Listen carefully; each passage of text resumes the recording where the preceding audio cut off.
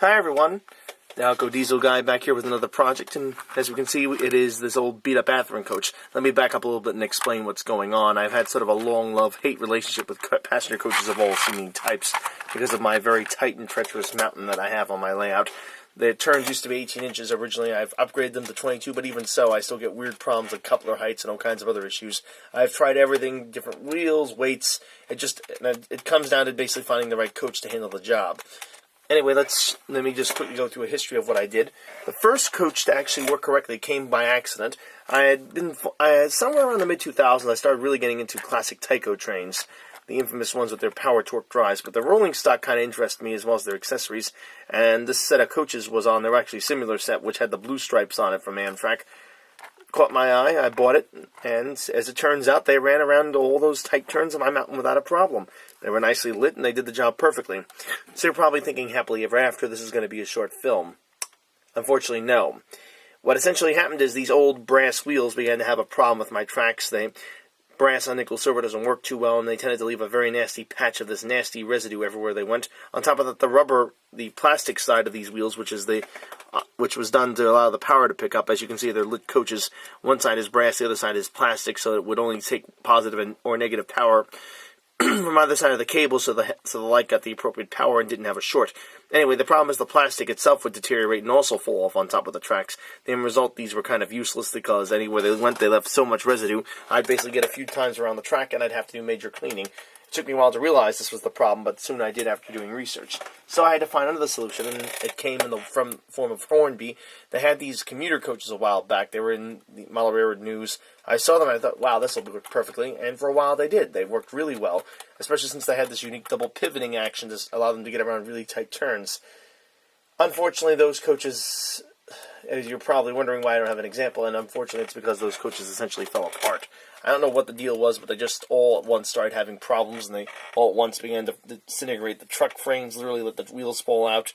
I don't know what the deal was, and literally I started having all kinds of problems with those again, and they literally just disintegrated into nothing, to the point where I just had parts left over after only a few years of use. So I had to come up with something better, and I thought I did.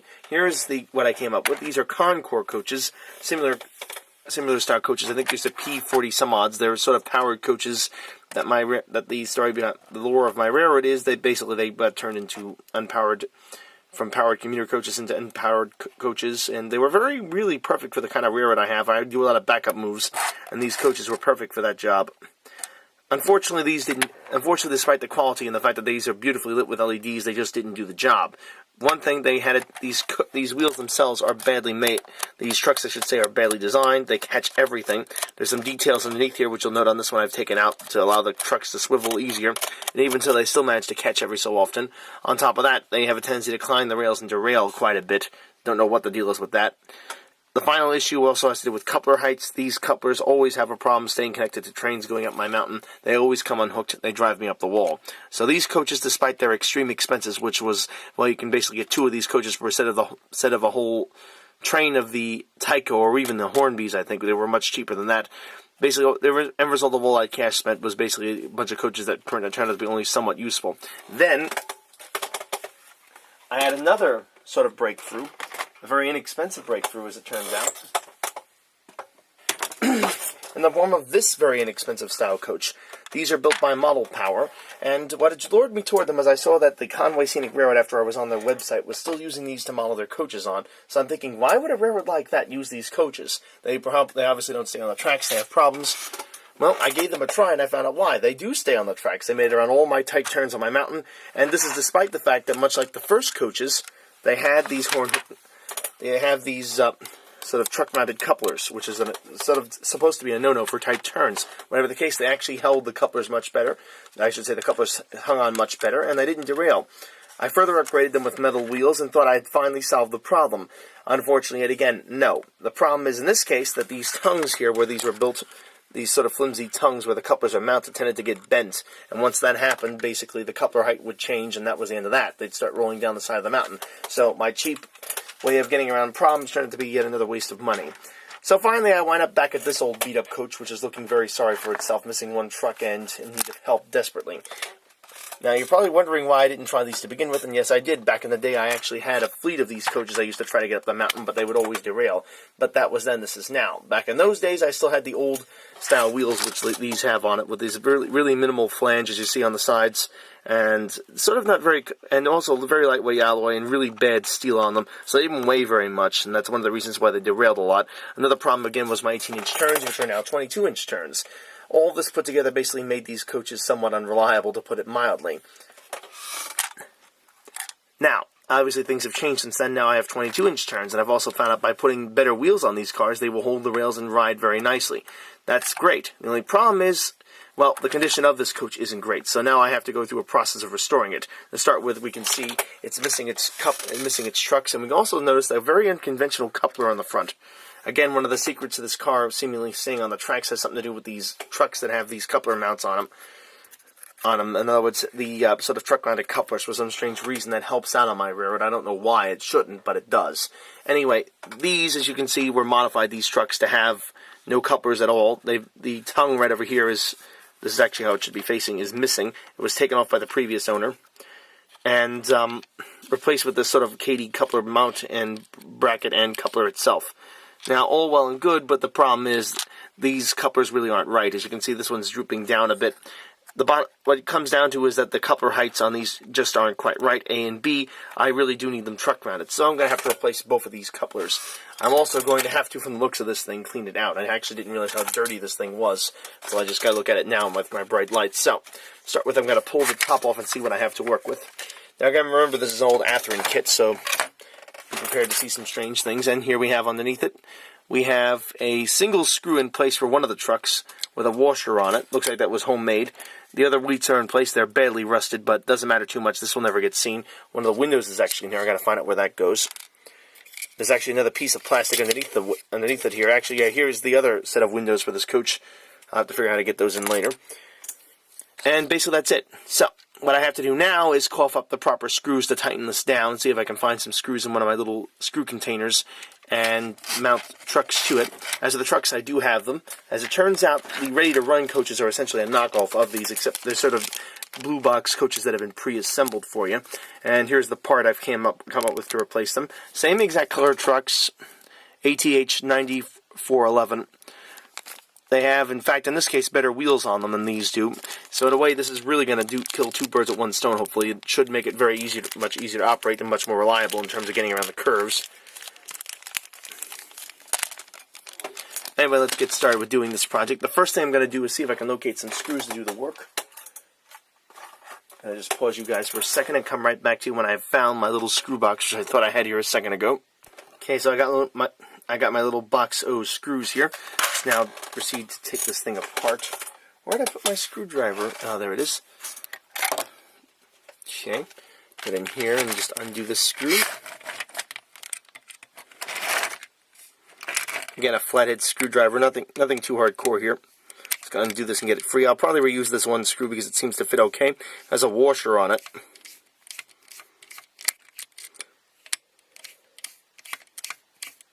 And be careful not to lose these because they're probably worth a lot. I don't think you can really buy that exact screw anymore off the assembly line from Athearn.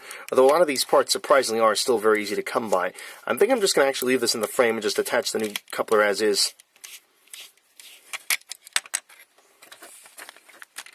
Okay. One old truck gone. Now let us get the new truck out.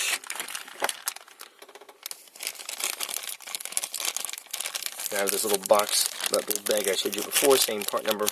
Brand new trucks. I think these have been pre-lubricated, and they do feel like they have been. I'm going to go now and just place them in position. Just like that. Looks like the screw will fit perfectly in here.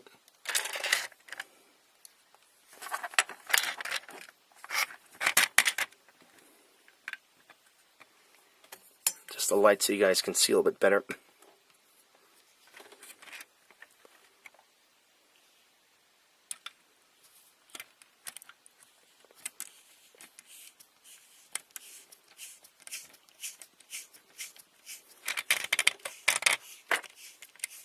So right now I'm just holding this in place as I tighten this screw down.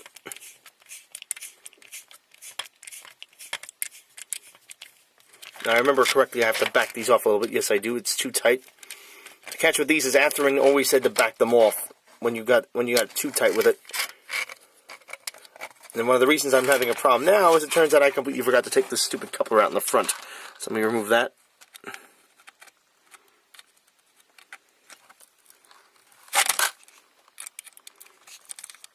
Again, these couplers, nice attempt by the previous owner, but they're just not at the right height. And they're really not mounted all that well, to be honest. They don't hold very well. They're very crudely attached. Righty tighty, lefty loosey. Come on, turn, turn, turn. There we go, finally. Oh, boy, that was tight. Thank you.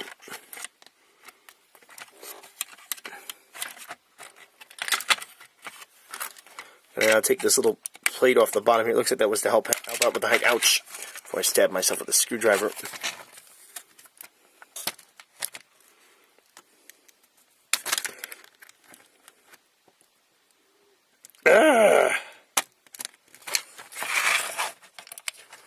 These were glued into the bottom. It's like two little pieces of plastic or styrene put together, designed specifically to give this thing a boost.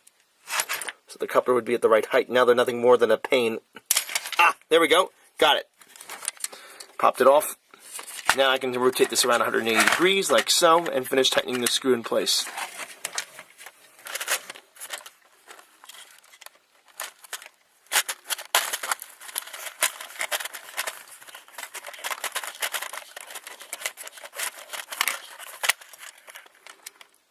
And I'm going to screw the screw down. Somehow I don't think these were the original screws used in this, but they're here, so I'm going to employ them.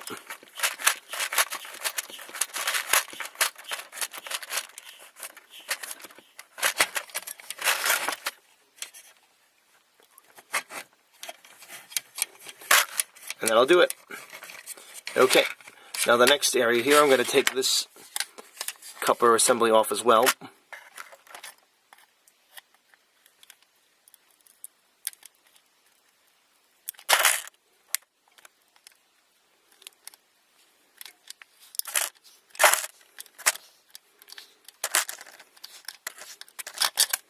There we go, and the whole assembly fell off that time.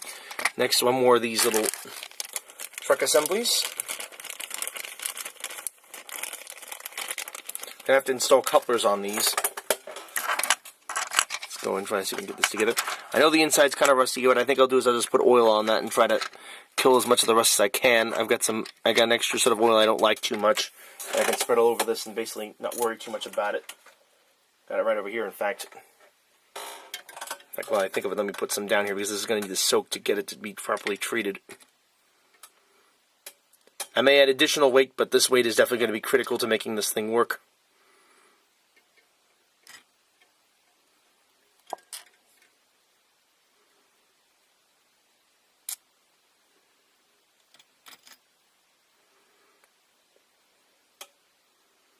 Just doing this now because I saw it and I happen to have this oil hanging around. It's going to take a while for this stuff to actually do its job, so I'm just going to let it sit there. What this will literally do is starve the rust of its life force and cause it to basically fall off. It does actually work.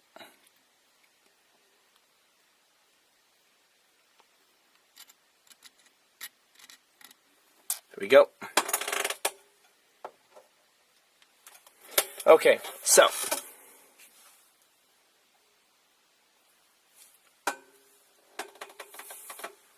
now, I got that in there. Got my little parts box right over here. I always hang on to all my screws, even from the engines I scrapped. You never know when you're going to find something, or need something, or find something you can use for something else. I think I just found a screw that's close to this one. It's a Phillips head, though. So I've got my Phillips head right over here. I think this will do fine.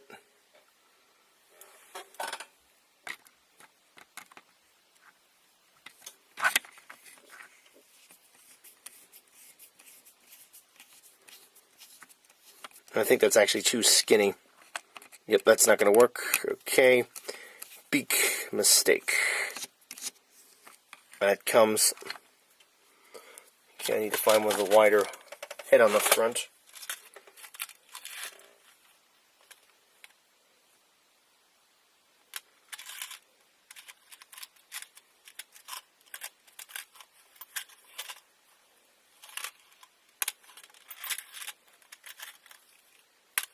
Oh, here we go. Perfect. One with a big washer on it. I don't know where the heck I got this one from, but it's there.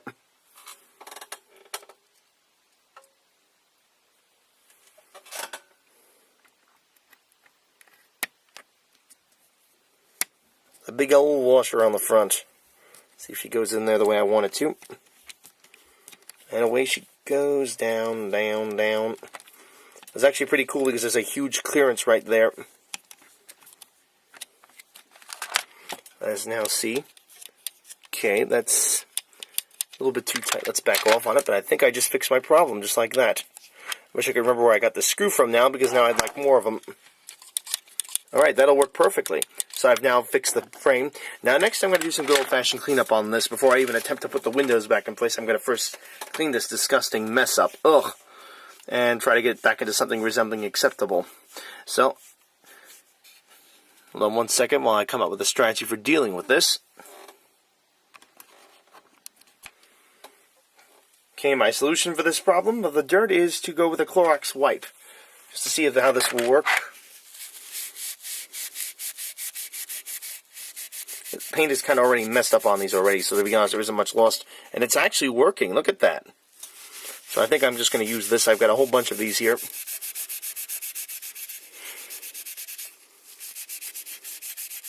I grit and grime on this. And this is cleaning it up like nice. I'm not sure exactly where the heck this thing was stored, but oh my god, wherever it was, it's really a mess. It looks like the dirt is all strictly on the outside, which is good. Makes my life a lot easier to clean it. I just cannot believe how this is working. Look at that. It comes right off. Dirt is not as bad as I thought it was. Thank you, Clorox.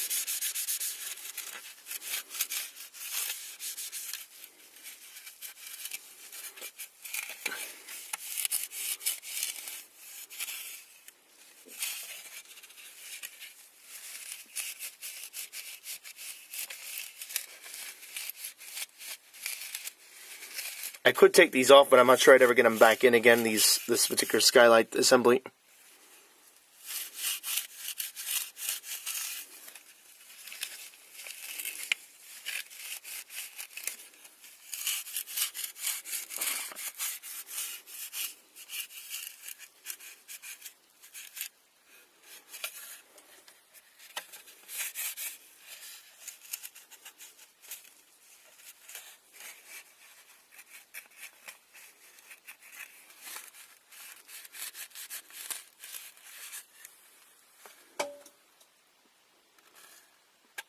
Yeah, I can see better now, but it's still not clear.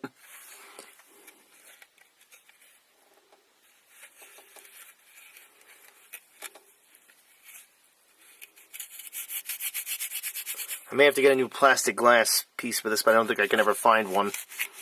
I think I could try some alcohol, but I don't want to dare do that because I can really do a number on this.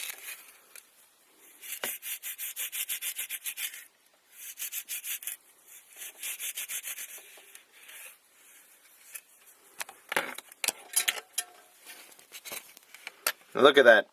You'd never guess it was as dirty as what I started with. The only thing is, I still can't quite see clearly through these windows. It looks like the glazing has just basically failed over time. That's just going to have to be the best I can expect from this. I don't want to have to spend any crazy money on this project. By the way, I just realized where I got that screw from. It turns out that was from a helicopter I had that crashed. One of my other hobbies is flying, actually, these model helicopters. And that one particular one was the one that crashed, and I was stripping for parts. That's where I got the part from. And it goes to live on in a new life in terms of supporting this coach.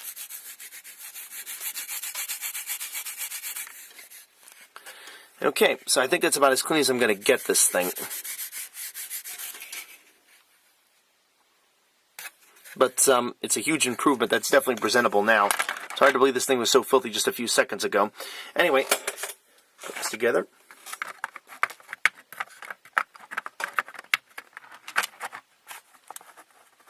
Massive improvement. I'm not going to push it all the way down because I still have to install my couplers. Okay, so the next part of this project is simply going to be to install some couplers, and I have the parts for that. Just going to dig those out.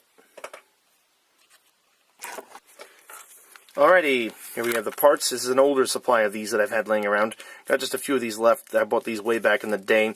Haven't run these coaches in years, so they're just kind of sitting around. Might as well use them.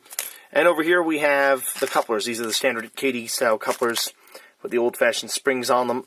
The metal centering springs. They're not self-centering, but they have the non-self-centering whiskers. They don't have the, I should say they don't have the self-centering whiskers. Anyway, let's get going on this. I turn this on its side, literally on its head. That's why I took the top off again, so I can actually see what I'm doing here. First step, I think I'll turn this so you can see better on the camera, is to get the coupler out. I'm going to pop this open. I could also probably, if I think about it, I wonder if I could reuse the ones that came with these, because I think they were the same type.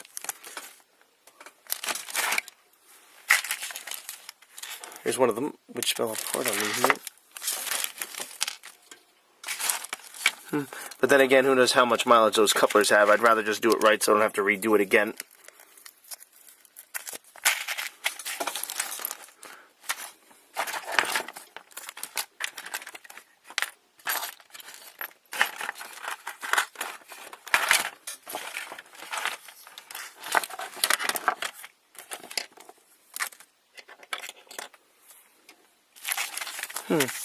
Okay, guess I'll just start with these. I'm not sure exactly where I just put those. I had them in front of me a second ago. Anyway, let's go ahead and just start with new couplers, because, again, those others have had mileage on them. Who knows how long they'd last, if they did last. I'm going to go with the standard KD metal knuckle couplers again.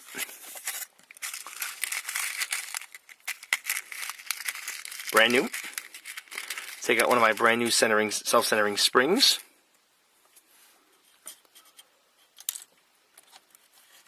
This just goes right in there. I'm going to add just a dab of my Labelle 107 to this. Reason being is really quite simple. I want to make sure, pardon me, drawing camera's a little bit stiff. I want to make sure that there's enough lubrication here and that I don't chafe this mount. If that fails, that's the end of this coupler. Okay, now, coupler itself goes right on top here. And next I just need my crazy glue. You're probably wondering why I would need crazy glue on this. That might sound a little disturbing, but bear with me. There is method to my madness, as always.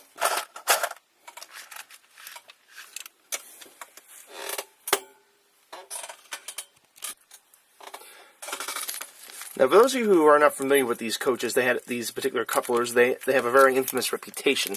If you look very carefully at this model, just to show you how minute these things are, I'll zoom in a little bit so you can see it. If you look at the edge there, you see those two little nibbles on the side, kind of like, that's actually where this coupler is going to mount. And those are known for not holding very well. They simply shear off, because these metal couplers, obviously, metal against plastic, guess what? Metal tends to win, and that usually means that these couplers get sheared off in the process. So, this obviously isn't going to dig it. These obviously aren't going to do all that well. The more concerning issue I have with these is the fact that if they do come off, they can often cross the tracks and cause a short. That's actually worse than actually dealing with anything else. So, to get around this problem, I have a very simple solution. Bottle locked tight with the fancy side controls. And all I'm going to do is just turn this to the side a little bit and apply just a little bit on the side and just apply just a teeny dab right here on the side. You don't need much, just a little bit. So make sure I'm actually getting some out of here.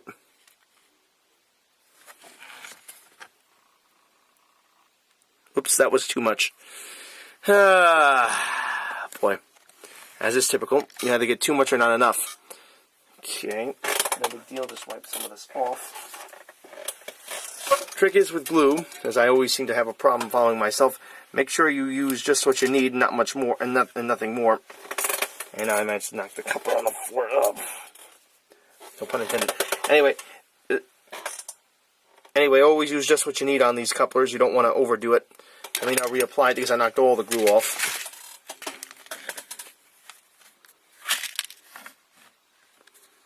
I'm just going to take the tip and just gently squeeze. There we go. It doesn't come out and then suddenly it all comes out at once. The same story on the other side, just another little dab on that. Trying to see if I can keep this in the range. You're seeing my hand right now, not this There we go. Squeeze this a little bit here.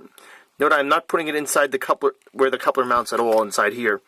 I'm just putting it on the outside. This way it doesn't glue itself shut. Because I do want these to actually, well, move, and that's not going to happen if I actually glue the coupler shut in place. Get this thing in here, and I'll show you what I did. It's also not going to happen if I can't keep the coupler in the sockets.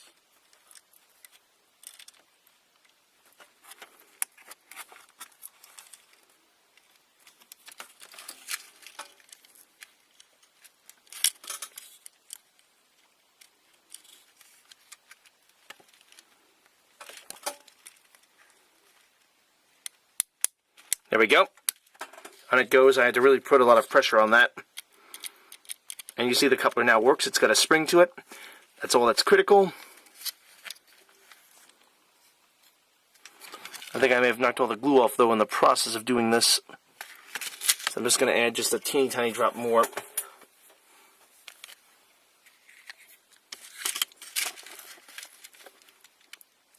Right on just this, around this area right here.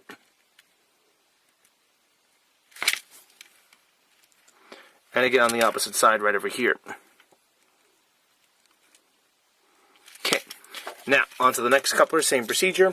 I'll film this again because the first didn't go quite the way I wanted it to. I may even have to edit that out. Let's get another spring right off my little box there. Center spring in position. Center spring. Label 107 right in the middle here so it doesn't chafe the plastic. So the coupler responds evenly and well enough. Just a little dab of that does it. And finally a coupler from my little box here. Brand new one. Ooh, this one doesn't have a spring on it. I'll have to put one in later on that one. And I said again, brand new coupler. This one does have a spring, so it'll go in. Seat it down backwards. Right there, as you notice, it sits right on top of that little nibble there.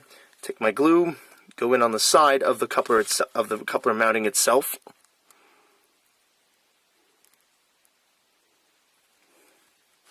Squeeze out a little line on that. Just a little bead of it. Same story on the other side.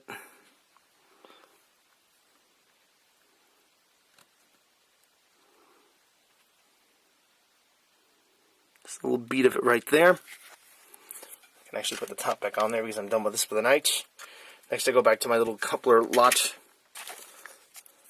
as it's called here. I bought this from a dealer years and years ago when they were still sold in bulk. Before these were sort of went out of vogue. The blue boxes, I should say, went out of vogue, and yet again, there it goes again.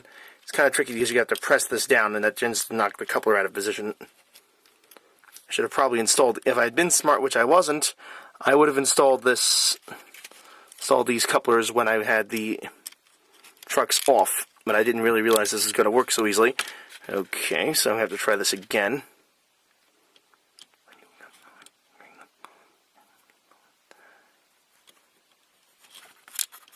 Oh, come on.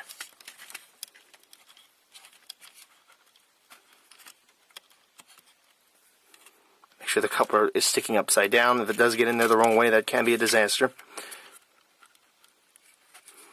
I cannot emphasize how difficult this is. I keep forgetting how hard it is to install one of these plates. Now I remember why I didn't like these kits so much. Oh, brother.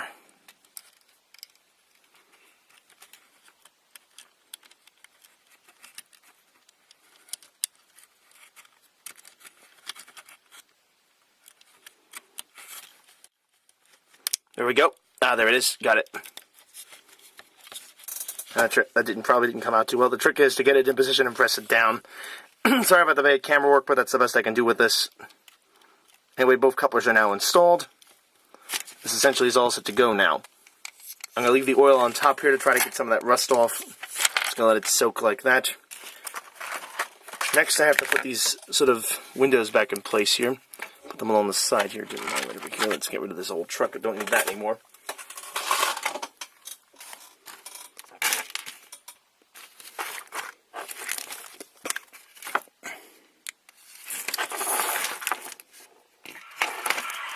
In case anyone was wondering how it turned out, well, take a look. The car in question is the second one. As you can see, it's cutting around my track pretty well. I don't have it going full throttle. That's about the speed I'd like my commuter trains to run. Comes all the way around the back there. Have it come back up my mountain again.